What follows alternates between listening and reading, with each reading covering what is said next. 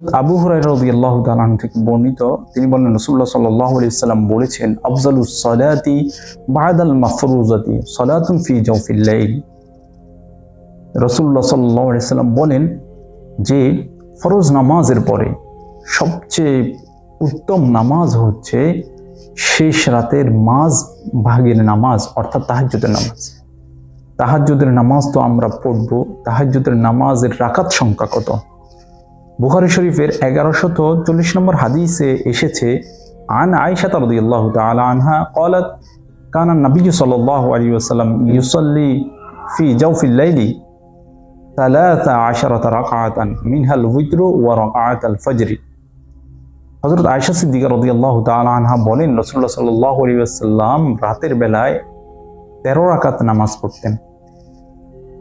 3 রাকাত বিতিরের নামাজ আর 2 রাকাত ফজরের ফরজ নামাজ। এছাড়া বাকি যে 8 রাকাত রয়েছে এগুলো হলো তাহাজ্জুদের নামাজ।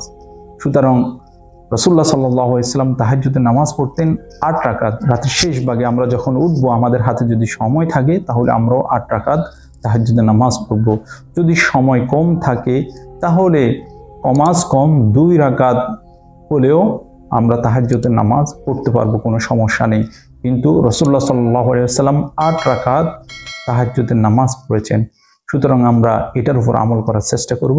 আল্লাহ তাআলা আমাদের প্রত্যেককে তাহাজ্জুদের নামাজের উপর আমল করার তৌফিক দান করুক। ওয়া আখিরু দাওয়ানা আলহামদুলিল্লাহি রাব্বিল আলামিন।